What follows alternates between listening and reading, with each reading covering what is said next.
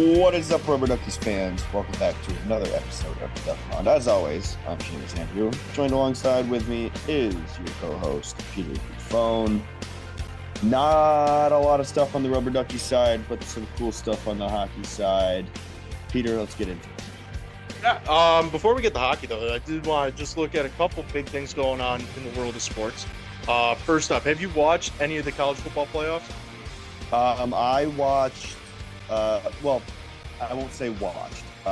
The Texas-Ohio State game was on last night when I was at the hotel in Syracuse.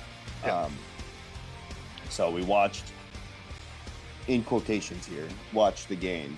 But volume wasn't on, so like all of a sudden we look over, it's like 14-14, and all of a sudden it's 28-14. So huge for Ohio State. As an Alabama fan, it's saddening, but huge for Ohio State. At least an SEC team is not winning this year. To be fair, if I did, and I'm not saying this to be a bandwagon or anything, but if I did have to pick a college football team, I don't watch a lot of college football. I do really enjoy watching Notre Dame, though, to be honest with you. And that walk-off field goal the other night was insane. Yeah, I did watch parts of that game as well. I don't remember where I was when I watched it. Oh, I was at my buddy's house. So that was another insane game. I mean, the semifinal has probably been one of the better semifinals in the last couple of years. Yeah, I mean, it's the first time in, I want to say, I don't really know, to be honest with you. Like I said, I'm not a big college football guy. But it's the first time in a couple of years, there's no one. These are all lower seed teams that made in this round. So it's interesting to see how college football has changed. So just over the last couple of years. But, that's besides the point. Just wanted to touch on that real quick. So last time we talked, we were in the midst of the World Junior Championship. U.S., as expected, walked away with the gold medal. I don't think everyone expected that. Canada takes a seat early, which no one ever expects, but they just did not. I don't think they had the right team, to be honest with you.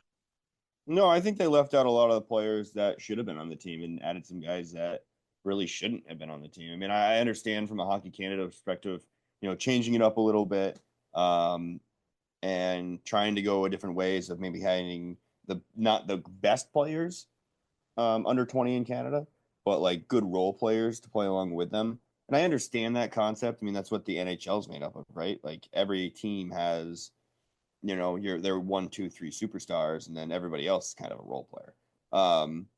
I think that it doesn't really work in a World Junior format because every other team has their best players. Mm-hmm. Yeah. And I understand, like you said, I understand the format they're trying to go for there, but instead of, because obviously they were trying to make the best melding team they probably could find out of all their guys. However, the issue with not inviting those top prospects, invite them, see what you can do, and see what you can make out of what they give you instead of just throwing them to the side and going with, instead of going with like a top guy, going like a middle of the road guy for those third, fourth lines. I just think the selection committee just kind of messed up these last couple of years of Canada. But I mean, I think part of that's from last year though, because it was a big kick in the nuts when they get bounced in the quarters, right? Yeah, and then they turn around and it happens again for the first time ever. What's again to the same team? What's the similarity though between the two? There's one very very shocking similarity between both of these quarterfinal bounces for Canada. Wait, they lost the same team in Czechia. They lost to the same team in Czechia, both with last minute goals. That is true. That's true. I mean, and yeah.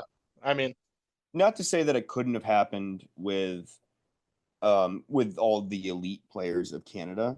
But I mean, I also think that losing to Latvia, right? That is just morality wise, it brings everybody down. So I think that it's a whole slew of things. I mean, Canada wasn't a bad team. I mean, these kids are still amazing hockey players, and many of them will go on to have a career in hockey, but just wasn't the best team for this tournament. I mean, and but good on US. They walked in, they did the one thing they were sent there to do. There was no their goal was gold, and they got there. So, Hmm. I mean, there's not much you can really say about the U.S. team. They played outstanding the entire tournament. I mean, they lost what to Finland. I think what might have been their only loss, and that's Yeah, expected. Finland's expected to have a tough team anyway. So, and I yeah, want to say and even it was overtime too. yeah, both games the U.S. played against Finland, it went to overtime. So either one of those teams were a favorite to win that tournament. You know, Mhm. so I mean, one mistake and gold could have gone to Finland. So it's I mean, World Juniors. I mean, yeah, 90% of the time it's the U.S. or Canada winning it, but that's not to say that Sweden has slipped in there a few times, Finland slipped in there a few times. Um, unfortunately for Kazakhstan, they're getting sent back down, but they had a great showing. Oh, they really did. They played really well. I'm interested. Well, you know what? Let's see when the Division 1 tournament is, so we can get a little bit of a preview of who we could see next year, taking that space of Kazakhstan. But like as you said, they played they played really well this Mhm. year, and just for a team like that to even make it to this level is In a an non-traditional hockey outstanding. market. I'm sorry. In a non-traditional hockey market. Yeah, it's just an outstanding feat to even make it to um the to make it to this level for them. I mean, we had Norway last year, or maybe, and then Austria was in there at one point too. Um, but Is is just is to see them Belarus playing. allowed to play? No, they along with Russia are still banned. Okay. Okay. I was thinking. I mean, they're kind of the same country when it comes politically. So Yeah. Um, let me see here. That is this tournament's Division 1. So next year we will be seeing Denmark returning to the top division. very cool. They went 4-0-1 in the Division 1 play. If I can find this, let's take a look and see their games. They beat Hungary 2-1. Who am I looking at? Denmark beat Slovenia 3-2. Lost to France. That would be their only loss of the tournament. 5-4 in overtime. Beat Norway 3-0 and beat Austria 5-4 to win promotion. Nice. That's awesome. Yeah, no, good for them. Happy to see a different team coming up because we've seen Kazakhstan a couple times. We've seen Hmm. Norway. We've seen Austria. See, getting Denmark in the mix there is going to be nice. Yeah. I like that format. It's much more like a European soccer format where you see teams. See, like I'd like to see that implemented in even imagine if like the bottom two teams in the National Hockey League had to get relegated to the American League. Audie, the Sabres would be in the Federal League by now. I don't know. But I'm just saying, like, I know it doesn't work because your farm teams or your younger Yeah. players, but having a system like that is super cool. Like, Mhm. obviously, like it changes things. Like the best teams, you wouldn't be able to have a salary cap if that's the thing. I mean, I actually do. That's one reason why I enjoy watching like Premier League, and other and European soccer leagues, just because of that aspect of it. There is something to play for at the end of the year. You're not just tanking for a first overall pick. Right. Um, and off if that's also the case, they got to rethink the entire draft. I don't even think you'd be able to have a draft at that point in the first No, you place. can't. But yeah, um, No, you I can't have a would like, draft. I yeah, mean, signing you'd sign a contract like a team comes out and finds you, like the old style of the NHL. A yeah. team comes and finds you and says, "Hey, do you want to play for the Detroit Red Wings?" And then you're like, "Well, Chicago offered me this. Like, what can you offer back?" I think that'd be cool. I mean, not to hate on the way the NHL is formatted, but we had this discussion in the locker room today too, like wanting to go back to the 1v8 for a playoff format. No, that's the way it should be. I like because it incentivizes teams to get better, and whereas like the NFL, like you can literally just if you are the last place team, you get the first overall pick. Like No, there's that's no exactly what lottery. it is. There is actually talks in the NFL. Just this year, they started ramping up a little bit about possibly introducing a draft lottery. Will that happen? Probably not. But something to avoid like a team like the Patriots last week against the Bills. You know, if they could easily just tank that game for the first overall pick. That's all they had to do was lose Yeah. that game. But Hmm. no, I do though. There has to be some sort of incentive there. Have you ever watched Ted Lasso? Yeah. Yeah. I know there's Love one that show. scene. It's a great show. One of my favorites. But I forgot what episode it is. But there's a scene in there where they're talking about like promotion and relegation, and the Mhm. Steelers just jumped massively off sides. May I add? I'm watching a football game too. Derrick Henry's tearing them. Anyway, but they're talking about relegation and promotion, and the one like as a joke, one of the I want to say I don't remember who it was, but they go like, so what do you do? Just sit there and watch all your hopes and dreams go down in flames halfway through the season, playing meaningless games all the way through just to get ready for next year? And Ted goes, yeah. And Yeah. it's just boring. I mean, look at the Sabres mid drought. It's boring hockey. It really is. I mean, there's a reason no one goes to those games anymore. It's because they just don't want to watch it, Yeah. especially And towards the end of the season when in teams that are in that type of situation. lucky enough for the Sabres this year, the East is very weak. So I mean, Yeah, even though they are last place in the East, they're only 7 points out of a playoff spot. I know. You And just string together 4 good games, and those other teams aren't having great games, you're right back in it.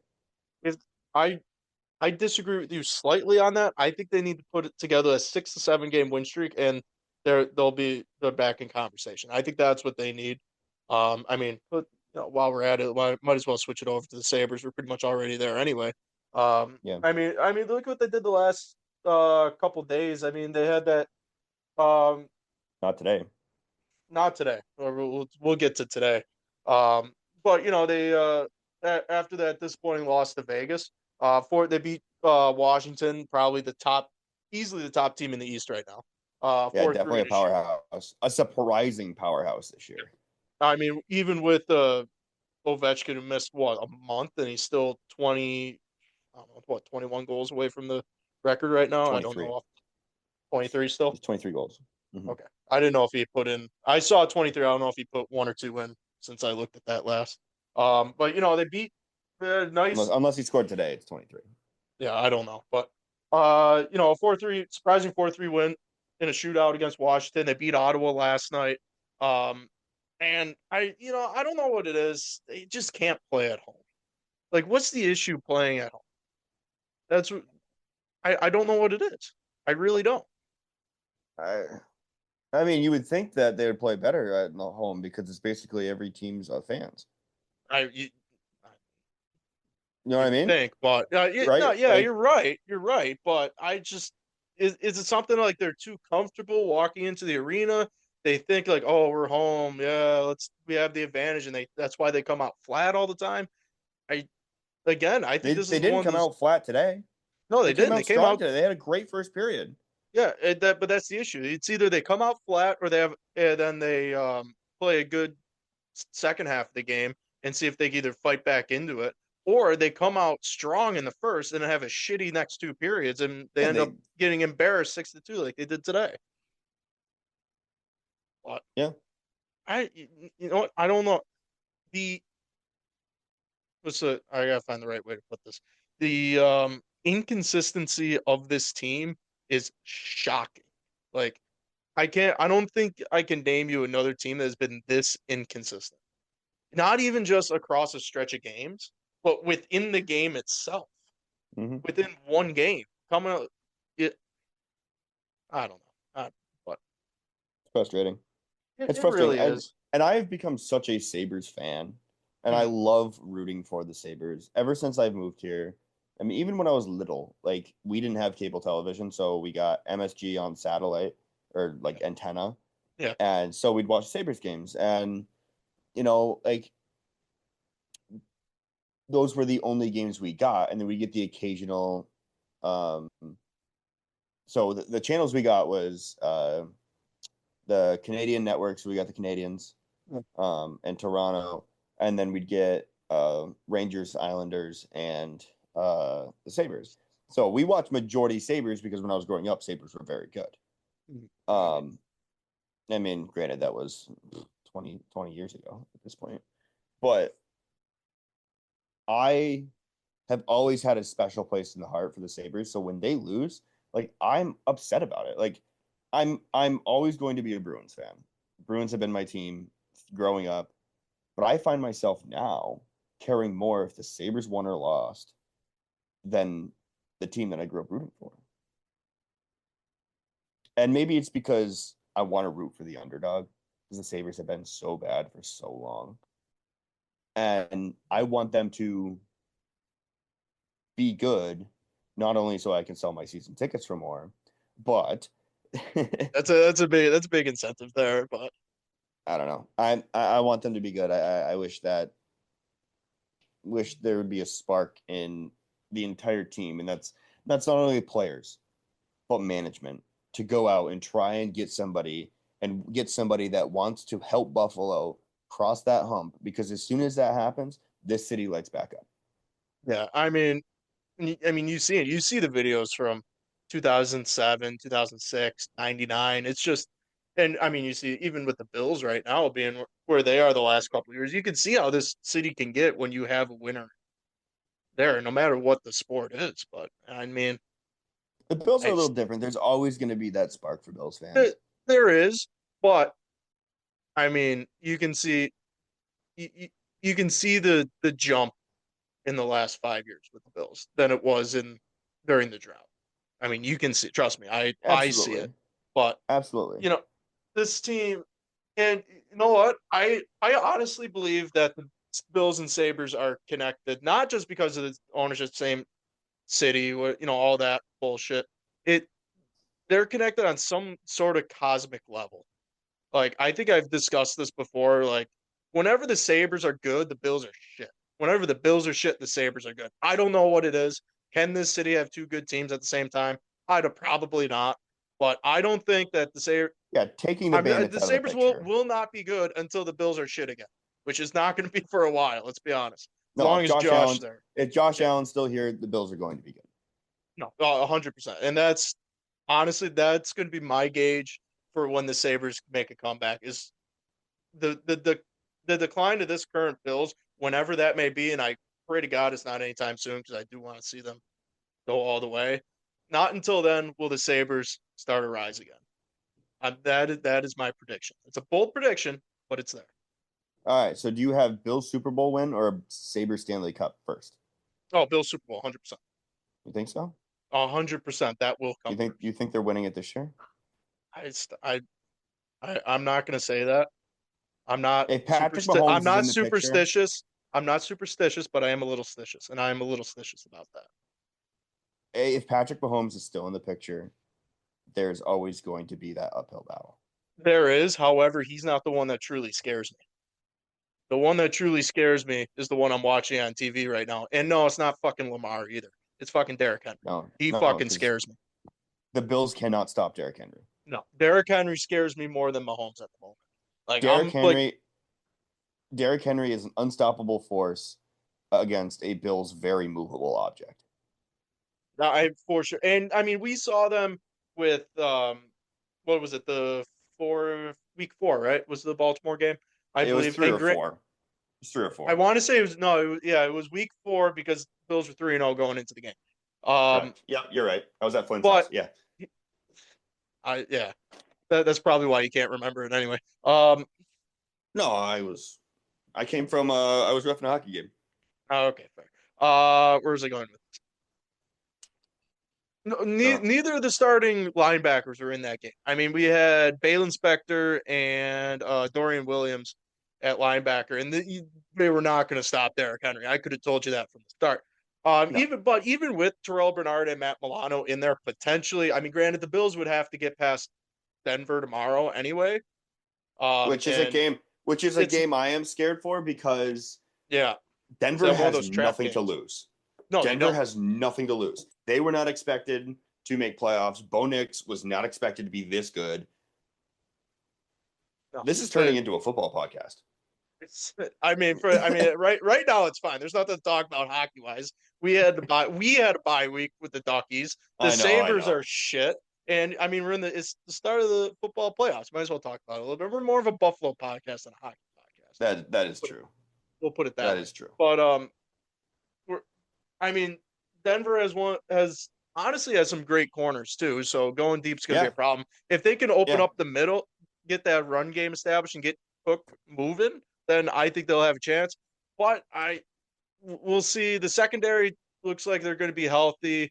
Milano and Bernard should be good to go. There's Hmm. no glaring injuries on the defense, so it they should be the Bills should have a good game. However, it still scares me because, like you said, when you get a team that has nothing to lose, fuck, we've seen it before. Look at Yeah. the LA Kings 2010 8 seed coming in. They knock off the 1, 2, and threes to go on to win Stanley Cup.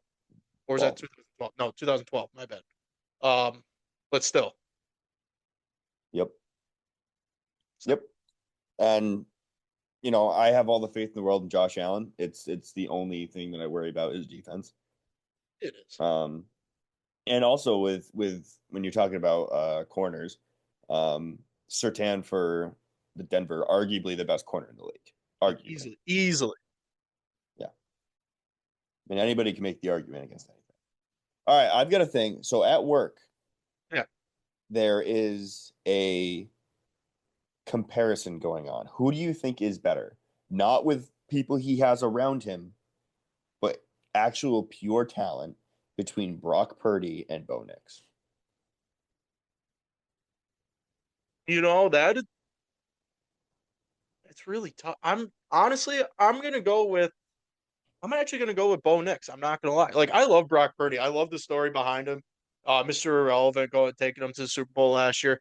Mm-hmm. Just looking at these two seasons, to be fair, I've watched close to nothing out of the Niners or the Broncos this season. Like the Yeah. only Niners game I watched was the Niners Bills game, and I have not watched a second of Broncos football this year. Um, Mm-hmm. However, with what Brock Purdy again was doing, and you said don't count the people around him helping him out, but Brock Purdy really didn't have any help with anyone around. I mean, CMC goes down in the Bills game with I still believe is an Achilles injury, not a knee injury like they said. Um, You can but see on video the Achilles snap up. no, that's what I said. I was watching the game live. I'm sitting here. I go, he snapped his Achilles, and my buddy goes, "No way, it's an AC." I'm like, I saw it live. I didn't even need the replay to see his Achilles pop. But anyway, that's Regardless, besides. he was out of the game. Yeah. Just Brock Purdy did nothing this year. He wasn't overly, he wasn't amazing. There was no real big shocking big plays. Bo Nix comes out of nowhere. Well, not nowhere, but you know what I mean. He comes out in a season where they're expected to be bottom of the AFC, and he puts on a show in Denver, leads them to the playoffs. He doesn't have the biggest talent around to throw to either, and he's. I don't know if it's him or what Sean Payton is drawing up for him, but I take Bo Nix. Granted, this is only year one of It this is. guy. We have seen quarterbacks be amazing year one and go on to not really be great, like Baker Mayfield, right? Like we've seen However, guys. he's He's having a little rebounded his revival right career. now. He's Yeah. rebounded his career. I'm just saying, like over his career, he had a lot of years where it was like, oh my god, this guy was a first overall pick. Mm-hmm. Mac Jones, They lost easy. yeah, yeah. So, but in my personal opinion, after what I have seen out of him for the first year, he is the second coming of Josh Allen with his I, arm I, power I would agree. and Yeah. his ability to run. I think Mm-hmm. that I don't think he will ever be the level of Josh Allen because Josh Allen's a freak of nature. And that's not me saying as a Bills fan. That is just me saying statistically, look at the guy, look at what he does out in the field every single Sunday. Mm-hmm. But I think he will be on par with what Josh is. I mean, what Denver's going through right now is the same thing we were going through in 2019 with Josh Allen. I mean, look at the seasons comparison and look at his stat line and Josh's from 2019. It's the same thing. I mean, And Josh didn't have anybody around him then. No, he didn't. And I want to say that was when the Bills lost to Jacksonville in the wild card. I want to say it was that No, year. I wasn't Or no, watching no, no, Bills no, no, football no, no, back no. then. It was Houston. My bad. Was I it wasn't Houston? watching Bills football back then, so I can't Now tell. now I gotta look. I want to say it was Houston. Oh my god. Zoom. Anyway, that's not the point. Well, that's not the point either. Anyway, I didn't start watching. I was always been a Bills fan, but I didn't start watching Bills football really until 2020. I mean that's fair. I mean that's when this iteration of the Bills really started to started to explode. That's when Mhm. you saw everything kind of start to come together, and you know, still, it's going to be an exciting game. What's your predictions for tomorrow? So I've kind of got two. I think it's either going to be a blowout in the favor of the Bills, or it's going to be extremely close. Mhm. So, Um, I kind of like, from the sake of watching football, I want it to be close with the Bills win, just because I don't want it to be like this is boring. But at the same time, like I've got a ref at 5:30, so if I know the Bills are going to win, I'm not gonna feel bad about shutting the game off and driving to the Harbor Center. no, 100%. Um, so I too also have two theories going into this game. Number one, um, the Bills have, and this is the most surprising thing about this. They have a surprising number of outright losses when they're favored by more than by double digits. If you look at in the past couple of years and look at the games where they are favored by double digits, there are a surprising amount of outright losses in there. Okay. Now, last I checked, the Bills are minus 8.5. So hopefully they stay there. Also, if you look at the last couple of years in this wild card, it's been very back and forth. Like the let's take the Patriots perfect game in the wild card when they blew them out. Josh threw a perfect offensive game against them. The next year, I want to say it was Baltimore came in. No, not Baltimore. Sorry, my bad. Miami came in. They win by a field goal. Last year, Pittsburgh comes in. They blow them out. So that's telling me with those two trends, it's going to be a tight game. I want I think the Bills are going to win by a touchdown. That's what I'll give them, but no more than that. You're given single digits. I'm giving it single digits. I think it's going to be a sneaky backdoor cover by Denver, just um, with those two. I don't want to call them, you know, with those two theories in mind. It's going to be a sneaky Yeah, backdoor cover. I think also where the Bills are compared to what all the analysts said at the beginning of the year, Bills were not supposed to be good this year. No, no, not. I mean, would they have the Jets win in the East?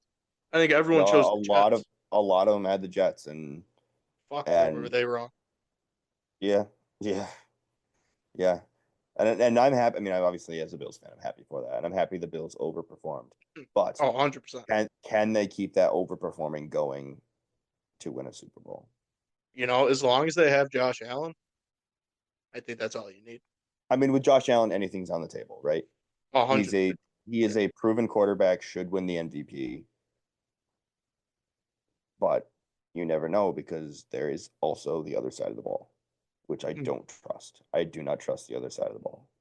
I, if here's the thing, if they could get the D line moving, then everything clicks. It's when the D line has not even a bad game. When the D line has an okay game, that's when everything starts to fall apart. If the D line can get in on Bo Nix quick, if they can bottle up the running backs and allow the linebackers to get in there, then it's going to be fine. But once that D line is just like a half second slower than they need to be, that's when it starts to worry, and that's when the defense breaks down. Mm-hmm. But um, I had one more theory surrounding this, but I completely forgot what it was.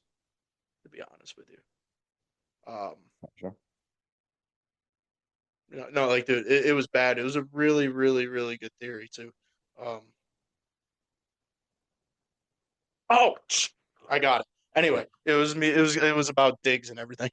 So like last year, if you look at the Bills last year, um, they had a lot of big personalities. Let's put it that way. Hmm. Diggs, Yep. Gabe Davis, everyone that was like, "Oh, give me the ball, give me the ball. I need my touches. I need my touches." And coming in this year, they don't have that on the outside with the receivers, right?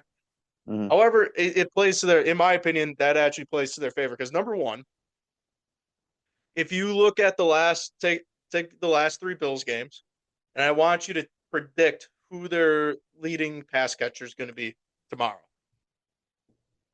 How easy of a pick is that for you? I mean, it's gonna be. I don't even know the stats of the last couple of games. Exactly. But I mean, even if you don't know the stats, just look at their receivers and tight ends. In your opinion, who do you think would be the leading pass catcher? Not touchdowns, just leading yardage for pass catchers. Dalton Kincaid. You could go with Dalton Kincaid. You could take Shakir. You could even take Ty Johnson out of the backfield. I mean, fuck, Ray Davis had a 100-yard game this year Hmm. receiving. Ty Johnson had a 100-yard game. Um, Keon's playing well for a rookie. Keon's playing extremely well for a rookie. Shakir's your safety in that. Matt Collins, fuck, he had what? Three touchdowns in the not the Patriots. Who was before? No, what was it? I want to say Matt Collins he had two receiving and one on the. I want to say he had three in the Detroit game. I mean, even Might have. fucking Matt Collins. Anyway, but my point being, Everybody eats. everybody eats mentality is actually working because you don't have the divas looking for the ball and needing catches. Josh is able to look out, spread that ball around. I mean, even Amari Cooper, he didn't have a single target in the Detroit game, and you know what he said? He goes, "Nice, we won. I love it." Said this is some of the Yep. best. This is some of the most fun he's ever had playing football, which is wild considering Ryan O'Reilly said this drove the love of the game out of him when he was in Buffalo. When he Yeah, said but that, the Bills are I winning. know, Sabres were not. So I like know, but I just thought it was a I very I good. personally I love this city. I am not from here. I'm not from here. I love this city. I want to make this city my home for the rest of my life. I have never found a place where I have felt so happy. Like I have my people here. Like obviously I've got you, I've got the boys on the Duckies. Made the cut. Like no, like seriously, like, this is my I know. home. And this city, I want this city to succeed. And that's why I think that I am so much of a Sabres fan and so much of a Bills fan because it's not the New York Sabres. It's not the New York Bills. It's the I mean, fucking Buffalo Sabres and the Buffalo it, Bills. it is the New York Bill, only team in New York I for the I'm Bills. talking about the name of the city. Like this I city know. is fucking awesome. Yeah. And the passion that they have behind their sports. I've never been to a Bandits game, but I see the clips. It looks like a hell of a time. I'm actually gonna send you a clip, and it's of my buddy I played high school hockey with, who's on the Bandits now. He was with them last year when they won the championship. But it's from last night's game. I'll just send that to you. I honestly that's something I really don't want to talk about on the podcast because I do really like the kid. Um, but we'll talk about that off air. But if you haven't been to I absolutely love going to Bandits games. Like if you gave me two tickets to a Sabres game in the 100s or two tickets to the Bandits games in the 100s, I'd probably take the Bandits game over the Sabres just because of the atmosphere. I think is so Just much better. great vibes. It's such a better fan experience, and it always has been. I've had that feeling since my first Bandits game years ago. But there's so much. Just You know, vibes are so good. we gotta do. We're obviously the Duckies cruise is right around the corner, and we're setting that up as I look at this Carnival cruise ad on my TV during the Baltimore game. Um, but what we really need to do is buy a Duckies box for a Bandits game. That's what we need to do. Sick. I have some breaking news out of the Atlantic. Hit it. Today, Army played Mercyhurst. Guess the final Yeah. score. Um. Oh fuck it. It's 9-7. 13-1. Fuck. Army Army won. Army this weekend outscored the Lakers 22-2. You know what the sad thing is? They needed one more to tie the score over here. What did you say it was? Did you say 13-0 or 13-2? 13-1. Oh, 13. Oh, my bad. So the Army scored one less point than the Ravens currently have in one half of football. Put it that way. They set an Atlantic hockey record with 13 goals in a game. Jesus. All right, let me mark that down. With that, I have to go back at it. What was that? What's today? The 11th? Okay, today is the 11th. Let me mark that down. 13-1. With that, you want to take a look at some scores from the Atlantic? Yeah, hell yeah. Okay, let me just grab it here.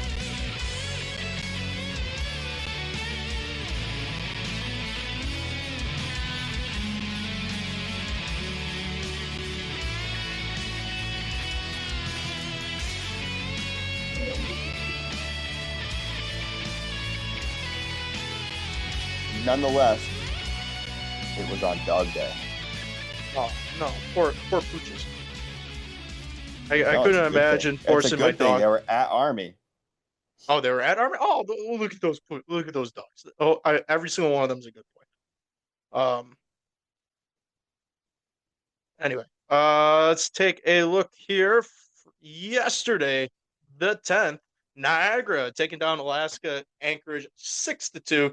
Cornell and Sacred Heart with a 1-1 tie. Holy Cross taking down Robert Morris 4-1. Canisius 5-2 over RIT. 9-1. The Army Black Knights over Mercyhurst on Friday.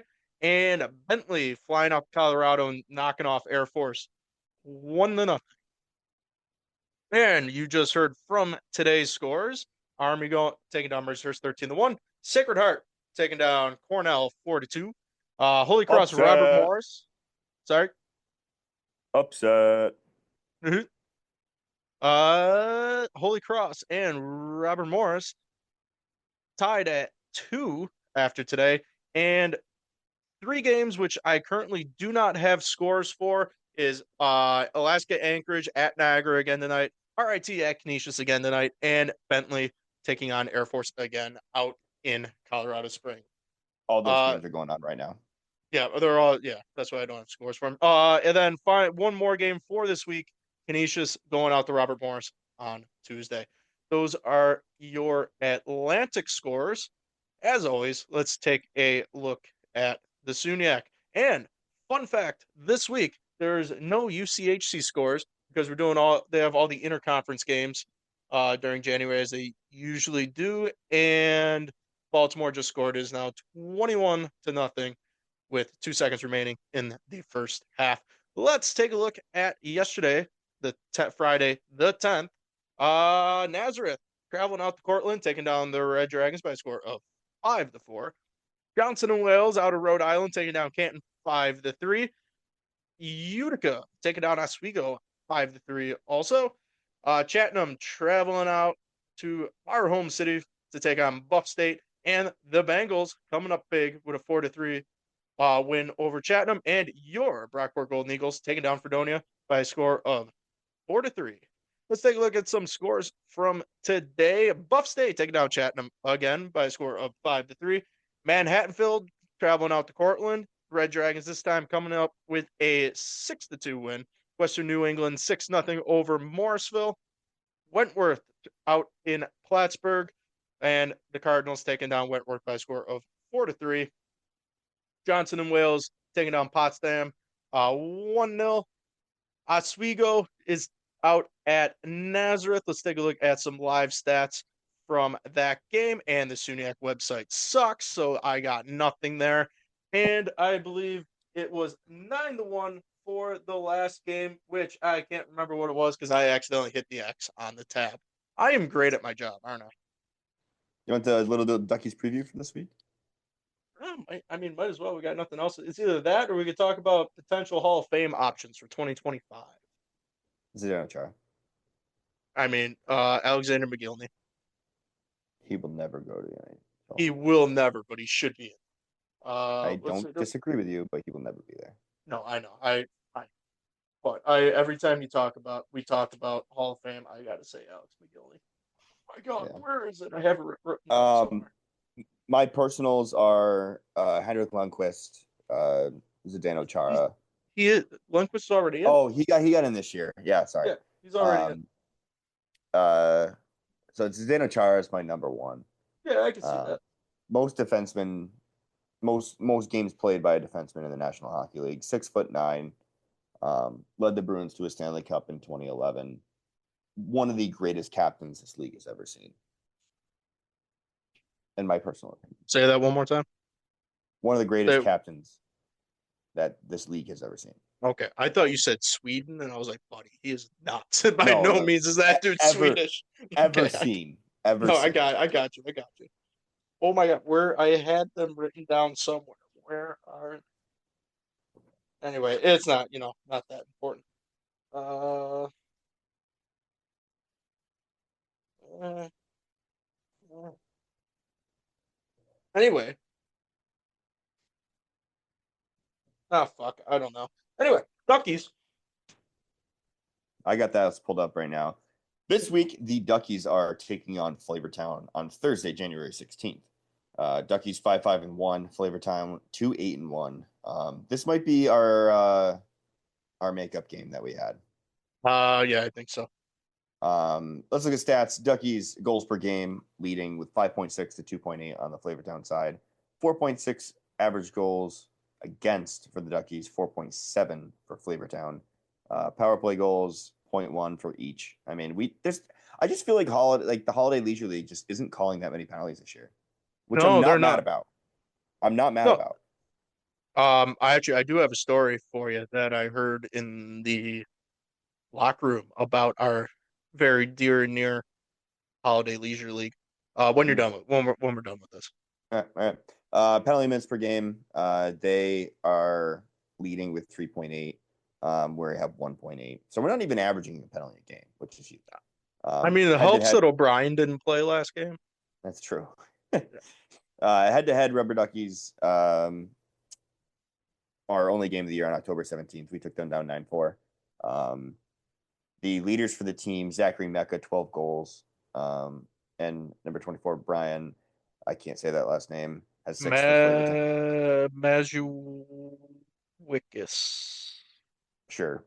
Sure. Assist, your boy, Seamus Andrew, has 12 assists to their Denton Holler with 10 assists.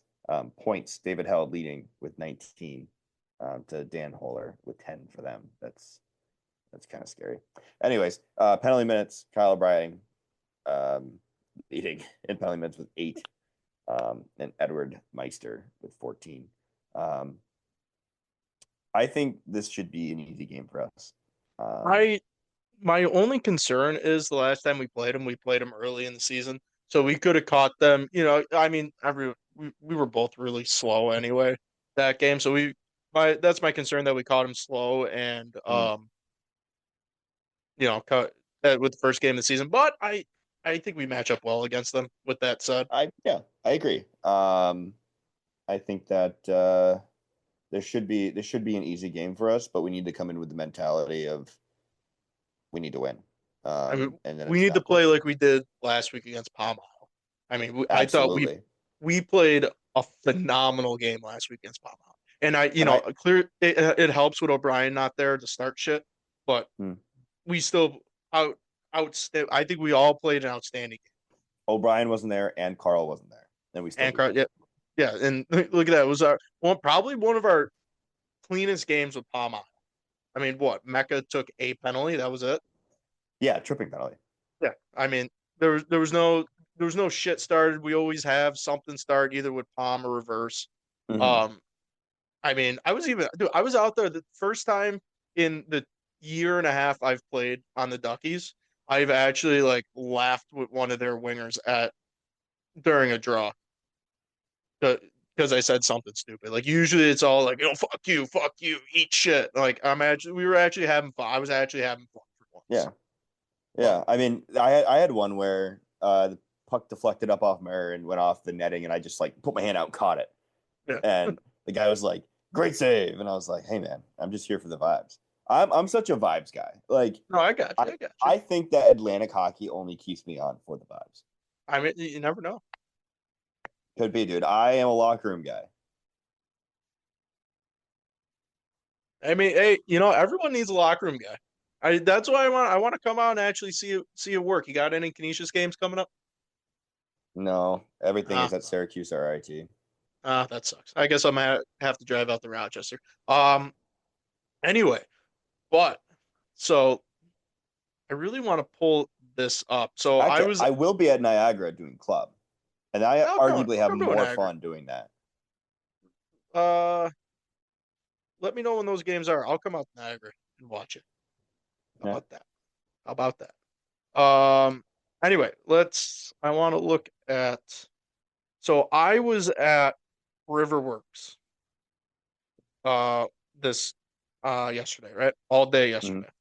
hmm And I forgot who I was talking to, but so I forgot what his name was. It was with the guy going on the curling rink as myself and my partner were in between games on the NHL rink. So for hmm those of you that don't ref, usually you get it's but at the level I ref, which is youth hockey, you work 3 or 4 games a day, usually in a row, which is about the equivalent to say someone like you working a full college game. I'd say probably you work 3 youth games is probably equivalent to you working one college game. Would you say that's Mm, about accurate? Maybe a little bit less. I'd go more 4 or 5 because Okay. I will not work anymore. If I'm working a college game, I will not work any games in a day.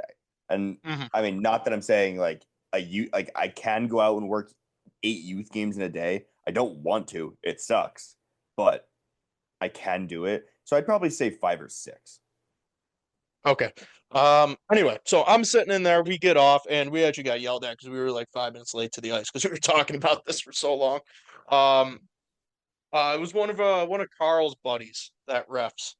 Um, again, I forgot his name. It was one of Carl. He knew Carl when I told him I played on the Duckies, and then he goes, "Oh, my buddy Carl." I'm like, anyway, not the point. So we were talking about our league, and he goes, "Dude, I was doing," and we got on reverse retro, and because we were talking about kind of assholes in the league. He goes, "Yeah, so I was doing this game the other day," and I'm like, "Was it the reverse against Dewey's Landscaping?" He goes, "Dude, how did you get that?" And I told him about what we do here, and Mm. every time I come on and we do the stats or something, I always scroll down because at the bottom of the page it has a Yeah, suspension list. suspensions. Yeah. Yeah, and I saw like there's one guy from Dewey's, one guy from Reverse right now that has a suspension.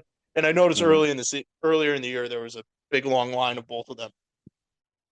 Anyway, he goes, Jesus Christ, dude. I'm like, what happened? He goes, it's a shit game as usual between these two. Reverse starting shit. Reverse won, by the way, 3-1. And they're starting shit after the game, whatever. They start a fight in the locker room tunnel after the game. Huh. Like Is if this you what the look on suspension's from? Yeah, that's what these two suspensions are. So there's right at the end of the game, zeros on the clock. Two guys, one from reverse, one from Dewey's. I won't say the names, but misconduct fighting, major fighting, misconduct fighting, major for fighting. Um, and he goes, "Yeah, dude, reverse is out there. They're starting shit after the game." And he goes, he goes out to try to break it up because the refs at I'm assuming it was at leisure because every game for reverse retro is at leisure. Yeah, for the most part, yeah. Yeah.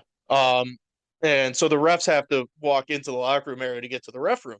It's not like a lot of these other rinks where it's in a more separated area from the teams. But and then What was the date of this game? this game is, I think it was just this past week. I think it January was. 2nd. Oh no, yeah, January 2nd. Yeah. Um, and he goes, who's reverse's captain? Fuck, what's his name? I'm looking at the No, you know roster what? right I'll tell now. you. I'm looking right. I can tell you exactly who it is in a second. Um, So I want to go to Live Bar and see this. yeah, You know what, dude? He's not even on. Oh my God, I gotta look at Palm for this guy's name. But he comes up to him and goes, "Dude, what are you doing? You're not gonna stop it?" He goes, "You guys started. It's after the game and it's off the ice. What the fuck do you want me to do?" I'm just like, there's one thing if you want to start shit on the ice or you want to start shit here and there. I mean, it's beer league hockey. And what's your saying when it comes to beer league hockey? My saying. Well, you say it to me all the time when I start chirping. What do I say? Everyone's tough with a cage on. Oh yeah, that's true. Yeah. You know exactly what I'm talking about. Yeah. But no, number 15 on bomb and Yep. reverse. Number 1, he's not on the reverse roster, just FYI. But he comes up to this guy and he starts like screaming out, like, "You gotta stop this, you gotta do something." And he goes, "Fuck that. I mean, it's off the ice." If I was like the one time there was a fight in a men's league game I was working, it was I was working a first responders tournament, a hockey outlet. Yeah, that was fun. And it was Tonawanda Fire and Tonawanda PD. These two guys just start fucking brawling behind the net. I'm like, yeah, they'll tire themselves out eventually. I'm not even getting close to that. But yeah, I don't know. Yeah, well, you got anything else for this week, Peter? I mean, there's really nothing much going on. Oh, if you do follow the Instagram, we were doing the football pool to see who can correctly guess the playoffs with our new partners over at Allen FC. And for everyone's information, it's over. I mean, everyone. O'Brien won. He was the only one that had Houston winning, so that's done. That's over with. It lasted all of 24 hours. But that's fun. But yeah, we got our new partners over at Allen FC. You talked to Jared a little bit over there. I saw over the weekend. Yeah, a little bit. Yeah. I gotta get you out. He's a good guy to take to the bar. Let's put it that way. Yeah. I think he would meld very well with a couple of the personalities on the Rubber Duckies. Yeah, always down for a new drinking buddy. Yeah. But yeah. So there'll more coming with Allen FC in the future.